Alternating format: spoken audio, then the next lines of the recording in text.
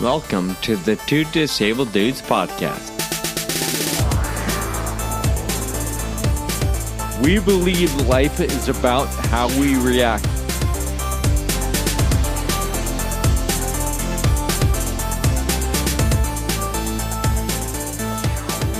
Welcome to the Two Disabled Dudes podcast. We are glad you joined us today. Kyle, I've been wanting to tell you a story. I haven't shared this with you, but you've talked about DoorDash Yeah. a couple times. Yeah, and how good I am at it, right? Yeah, you're a pro. Well, I've used some delivery services when I travel, but mainly Uber Eats. Okay. Right, so I'm new to DoorDash. Okay. As we mentioned briefly last week, I've been traveling a lot to Vegas area to hang with mom. She was in the hospital for about 8 weeks. So I would go down and spend several days just keeping her company and whatever. So, early on, I posted a few pictures on social media, and one of those pictures was me eating hospital food, which wasn't terrible, but it wasn't amazing either, right? It's just basic and bland. Yeah. I will say the benefit for this hospital was they had a decent menu, but they were really inexpensive. Like, obviously, they're not charging even fast food prices. You're talking $3.50 for a cheeseburger. Yeah, wow. Something. So I'm like, okay, at the very least, they're not trying to get rich off their cafeteria, right? They're just trying to meet a need. So I did appreciate that. Did Anyway, it taste like a $3.50 cheeseburger, though? I mean, it didn't taste like a $12 cheeseburger, but it was fine. It was decent. Yeah, it was, grilled right in front of you. So at the very least, it wasn't, a fast food kind of pop in the microwave kind of meat. Anyway, it was fine. So over the course of my travels, a couple of times I stayed in a hotel. A couple of times I drove all the way out to mom's, her house. It was about an hour and a half from the hospital. So there was a lot of things to consider depending on how long I was going to be able to stay down there and what different things needed to be done, whether it be at the hospital with her or out at her house. So on one trip, I had stayed at a hotel, and this hotel was right across the street from the hospital. I chose it so I could walk back and forth and not have to incur the expense of a rental car. Okay. I was only going to be there 3 nights. Makes sense. I had posted pictures online with some comments about hospital food. Well, some friends got together and started sending me DoorDash gift cards. Nice. Effie Parks, our friend and fellow podcaster, was the first to do so. She reached out to me Instagram and said, hey, we're going to send you some DoorDash money so you don't have to eat hospital food every day. Yeah. So I got DoorDash, got everything plugged in, had a little bit of money from our friend, and I DoorDashed dinner, and it was fine. Mm-hmm. Got pizza at the hotel, and it was great. The next morning, I have coffee at the hotel, which is probably the worst coffee I've ever tasted. Yeah. Oh. The hotel, side note, it served its purpose, but it wasn't anything halfway decent. It was just convenient.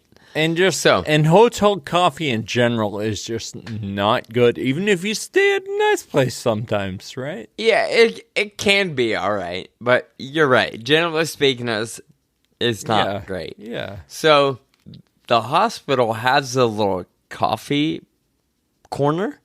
They sell Starbucks, but it's not an actual Starbucks, right? It's just branded for that coffee. Anyway, I go to them and I'm going to get a cold brew.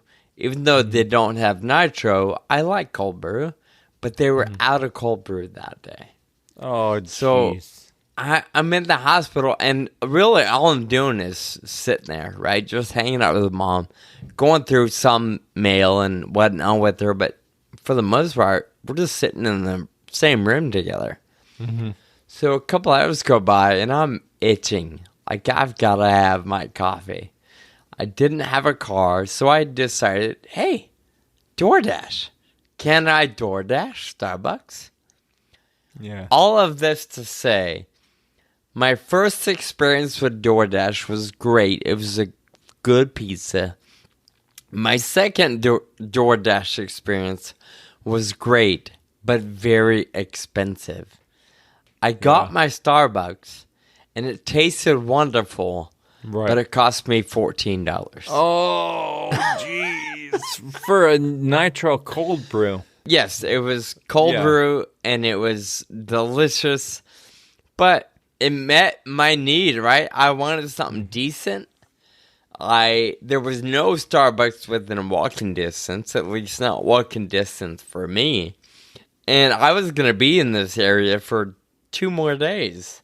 Yeah. Like, all right, I may not do this every day, but today I'm getting me some Starbucks. Yeah. Every time I order DoorDash, there's always the little line there that says taxes and fees, and it's like $4.50. Yep. I'm like, oh, jeez. Yeah. Then you, of course, you have to tip the driver. Yep. Of course. So it just all adds up. Right. Yeah. I had no idea just how much you could do with DoorDash. Yeah. When I clicked, after my pizza order, there a notification popped up that said, oh, add another stop to your order within, 9 minutes. And I'm like, what do you mean add another stop? And it gave me options. 7-Eleven, Walgreens, grocery store. And I'm like, wait a minute. So if I order more places, the driver's going to go to all those places for me? I know. Holy cow. I've never done the add-on before. Did you ever do that? I haven't. Okay. But knowing it's available, right, especially as a disabled individual or, traveling when you don't really have the option to get it all. I mean, if you're going to Uber to all those places yourself or rent a car, right, you're spending the same amount of money. Yeah. And you're probably. Like, I just need a toothbrush. Yeah. And it's going to save you some energy. So I guess there's some ebb and flow, right? Pros and cons, good and bad. But overall, you're right. It adds up quickly. Yep. So anyway, let's share a quote and then get into our main conversation today, Kyle. As you mentioned last week, the segment for Season 10, we're referring to it as Quote of the Week. The idea is for you and I to choose and highlight different quotes over the course of the season that speak to us one way or another, maybe dissect it a little bit. So my quote today comes from sort of a random source. I don't exactly know where I read this, but it was recent, which is why it's on my brain. Tupac is one of those artists that I never really followed. Mm-hmm. But I ran across something he said or wrote, and it goes like this. Just because you lost me as a friend doesn't mean you gained me as an enemy. I'm bigger than that. I still want to see you eat, just not at my table. I don't know if that's a lyric from one of his songs or if it's just something he said randomly. I don't know the history of it. But when I read that, I just appreciated it. Mm-hmm. Knowing that throughout life, we're going to meet people that maybe hang out for a couple of weeks or a couple of years or months, and people that you're going to lose touch with. Some people are going to naturally fall away. It's not like there's a falling out. You just go your separate ways. So I think in this one, he's talking specifically to somebody that he's no longer friends with for a reason. Right. But hey, because I don't you did a thing or we had a falling out, I don't wish ill upon you. Right. I don't hope your world caves in around you. I just don't want to hang out with you. Yeah. And I just like the way he put it. It's very simple. We can still hope and want the best for everybody, but they don't necessarily have to hang out at our dinner table all the time. Right. Yeah, and it's straightforward, right? It kind of draws a line. All right, this is the way things are. This is how it's going to be moving forward. Yeah, it's good. And that's the quote of the week.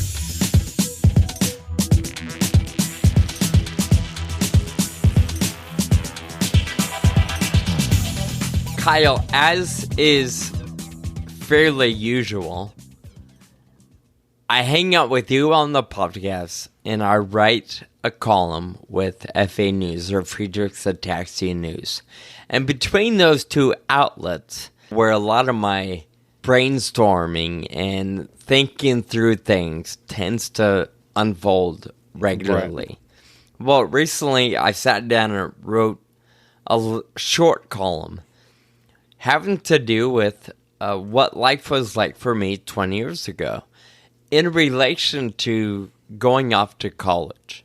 Mm-hmm. I have a couple nieces. One niece is going into her junior year, and another niece is going into her freshman year. They're both just recently left home to go across the country, Midwest, big universities, and they're doing college. And it got me thinking, I was talking to my brother, and he was talking about how they have credit cards that mom and dad help manage. They have cell phones and laptops and all these things. And I won't say they're spoiled. They're comfortable. Yeah. But they also, my brother has instilled work ethic and the need to contribute. So anyway, I was just thinking about it, and I'm like, man, my computer, my freshman year, was a huge, massive box, right? I didn't have a laptop, and they weren't as easy and popular and inexpensive. And then, of course, going to school, I had a flip phone. Right, yep. Apple iPhones were not a thing. All those smartphones existed. I didn't really have one. And apps, the ease of social. That was not even a thought yet, right? Yeah, right? So, I kind of laughed and chuckled. I'm like, wow, that's, I'm not surprised, laptops and Snapchat and all these things are normal today. But I just started thinking, man, what would my college experience have been like had Instagram been a thing?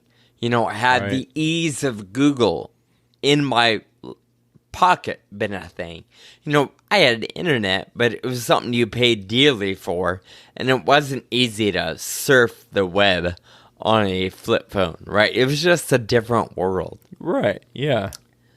So it got me thinking, how has those advancements in norms, in technology, in resources, in fill in the blank, how's it helped? And then, of course, I can't help but think, how has it hurt? The first thing that comes to mind is, you mentioned having Google in your pocket, and I feel like I don't know anything anymore because I can just look it up if I need to. If I would have to have my phone out Googling during tests because, there's no need to remember anything anymore. I feel like. Sure. I kind of feel old saying that, but that's certainly what I'm thinking. As you say that, I'm thinking it's not so much that you're lazy. Or anybody for that matter. It's that it's easy. There's no reason to memorize everybody's phone numbers. Or no reason to memorize directions. Or anything else your phone can help you with. Multiplication tables or anything, right? Yeah. Because it's in your pocket. You can easily look it up. Yeah, it's effective. It's more effective than remembering things, maybe. I don't know. Another thing that I think about, and I've mentioned it a few times, just like sitting on Instagram and scrolling and then looking up and it's 2 hours later. Oh, sure. And all of us have done that before, and that's something that probably most people regret when they realize what just happened, right? Yeah, there's, as I wrote in the column, there's a couple things that I think have been really powerful with the advancements. And there's some things that are really bummer. So I thought, as you've started, we just wrote down a couple things that are really good and probably not so good. But you're right, the times suck. How much energy or how much time is wasted on watching cat videos or whatever your thing is. I've recently found myself, I'll lay in bed and I'll scroll for a long time. Yeah. And then I ask, what am I doing? Why? Yeah. Why do I care that this person in Europe is going viral because of a TikTok channel? I don't need that in my life. Random rabbit holes. Yeah. And then you go to search for somebody on the search bar, and then bunch of videos and pictures pop up, and then all of a sudden it's down some random rabbit hole that brings no value, right? But you're there. Yeah. Yep. Especially Instagram, they have videos that you can easily look at. Yeah. They'll kind of suggestive videos. And of course, the thumbnail, you're like, oh, what's this?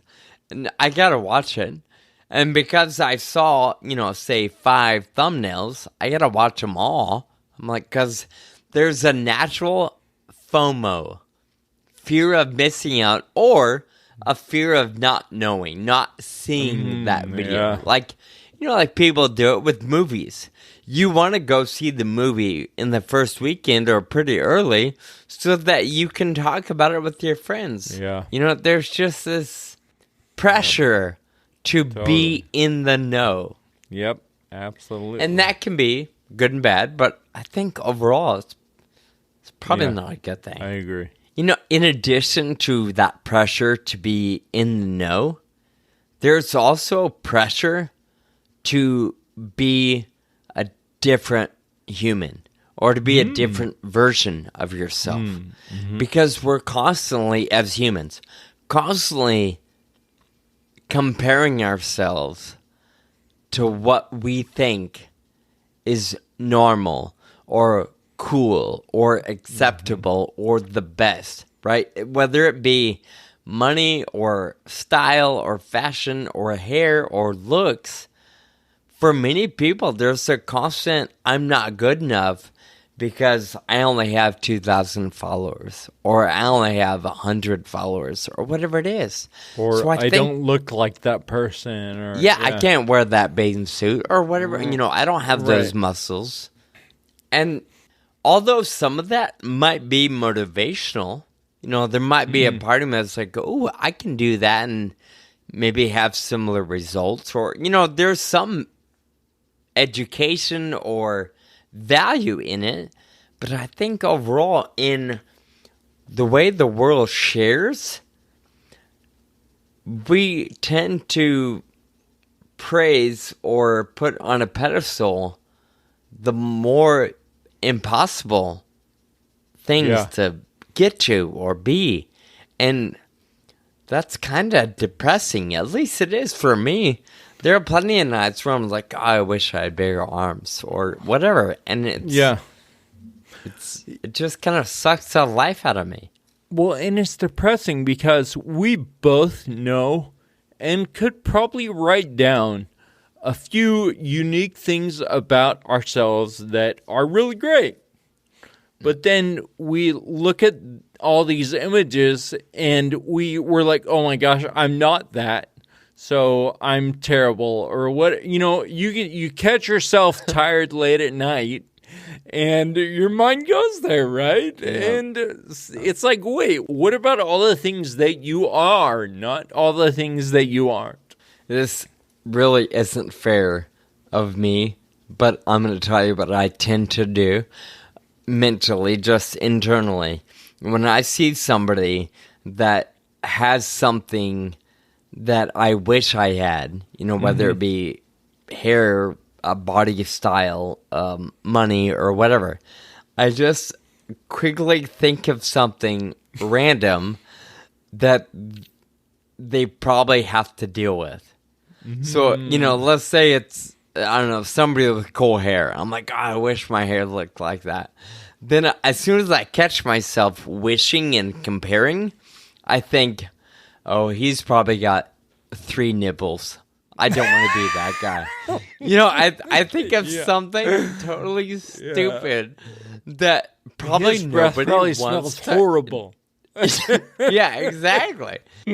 That's or funny. his cat poops in his bed every morning. I don't know. But anyway, I think it's easy, and you and I, as we talked about last season, we're not professionals. We can't really get into the mental health side or break it down at a psychological level. But I do think there's some relativity in this topic with our listeners, right? We all have been there, especially in the younger years, of comparing and wishing we had more or did more or whatever. But also, I started thinking about, although I know things would be different and things would have unfolded differently had apps and smartphones and social media been a thing for me in college, I think about how those things have been really powerful today in my life. And what comes to mind immediately is an email you and I received, I think last week, maybe 2 weeks ago. Yeah. From a parent whose young child had just been diagnosed with FA. And they reached out in an effort to connect and learn more. And really, what they needed was an outlet to explain what they're feeling and what they're dealing with. And I don't think that kind of connectivity was accessible 20 years ago. Or at least not at the ease in which it is today. Yeah. So I think about the rare disease community and how we often feel isolated and lonely, and we constantly think I'm the only one. And perhaps social media by itself, just focusing on that advancement, maybe that's one good thing about how easy and how connected our entire planet is today. Yep. I totally agree. You can even see it like in the data. For example, the time to diagnosis from when someone first starts noticing symptoms to when they're actually diagnosed, that is shrinking, like for FA, for example, but probably for most rare diseases, just because the information is much easier to get now, and everyone's way more connected, and that is a good thing, for sure. Yeah. And then just, like you said, reaching out, knowing that there's groups of people on Facebook that have FA or, other rare diseases, and that you can relate to them when it feels like you can't relate to anyone, and to find that connection is really incredible. And speaking of groups, it's also powerful to get connected to organizations and perhaps smaller pharmaceutical companies, people that you learn are working on your behalf, maybe indirectly, but now you can dive deeper into the education, into the process, maybe the fundraising. You can be a part of the solution. Mm-hmm. So just being connected to like-minded people makes a difference as well. Another element of seeing other people online, I think we've heard even a few of our guests allude to this. I was in a conversation not too long ago offline. I forget who and what the subject matter was, but they were talking about how they were diagnosed, or their kid was diagnosed with a specific prognosis or diagnosis. And some of it made sense, but some of it didn't. And in the parents' searching and activity online, they began seeing other people that would walk like their child, or had a twitch in their eye, or had some element that looked familiar to them. Yeah. And knowing what they had caused them to begin more research. It actually laid the groundwork for them to make the inquiry with their doctors. Yeah. So that diagnostic journey was sped up because of how easy it is to see and watch and connect with other people online and see similarities. You start to realize, wait a minute, I sound like that. Yeah. Maybe I have that. And you start exploring. Or I think seeing somebody walk who also has FA, you're like, I know how that person feels right now. Like you can see a feeling on the video, right? And I think it's really amazing. I think there's a lot more self-diagnosis than we know about, where, like you said, somebody gets insight through a video or other people and then goes to their doctor and they go, you know what, I think I know what I have. That probably happens a lot. Oh, for sure. So, Kyle, I know it's a fairly brief conversation, but thinking about all this over the last couple of weeks, I feel challenged to identify pros and cons in everything I do and everything I have access to and the resources around me. So I think ultimately that's the takeaway or the message I want to leave with our listeners. Things are going to always change. And the challenge will be balancing all of those changes in both good and bad, right? Or good and evil. There will always be a evil side, and there will always be an amazing, beautiful side. And if we can exercise the amazing and beautiful and engage with those things more frequently, maybe we will find value in all the changes we're up against in life. Yeah, I agree. And I feel like the first step is identifying those good and bad things, like you said, and recognizing them for what they are so that maybe we can stay away from so much of the bad and emphasize the good, like you said, if we just recognize all aspects for what they are. Which ultimately is part of the reason why we end every episode with thank you notes.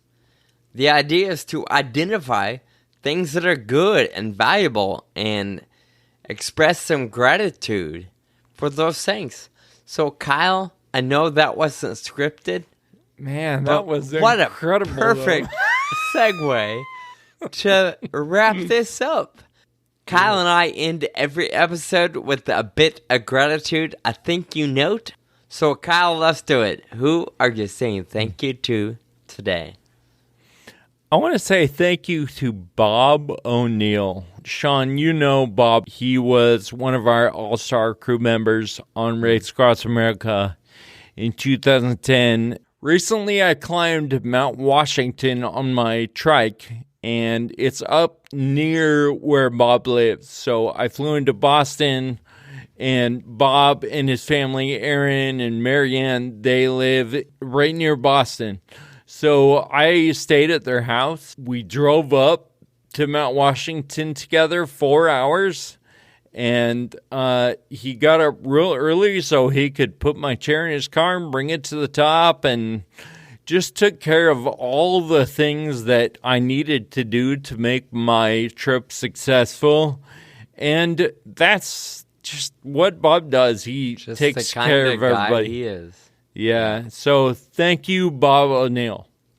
My thank you note correlates with my DoorDash story. I'm saying thank you to Effie and the Parks family, her husband Casey and their children, for taking the initiative and introducing me to something new, but also helping ease the burden of food and coffee and all of those things in a season where it was very much appreciated. So Effie, thank you for the DoorDash money.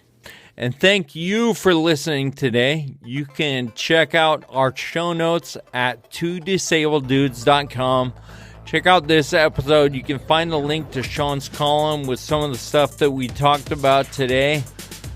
Share and subscribe to our podcast. And while you're doing that, leave a review. It really helps. We were talking to somebody recently, actually a guest that we had, and he said that he read some of the reviews and he saw the ranking of our podcast and the 5 stars and all that stuff on Apple Podcasts, and that's what made him reach out, and we had a really great conversation. So anyway, it really helps to leave those reviews. Until next time, keep living with urgency. Thank you for listening to the Two Disabled Dudes podcast. This show is possible with your support. Visit twodisableddudes.com to donate. Connect with us on Facebook, Twitter, and Instagram. And be sure to subscribe on your favorite podcast app.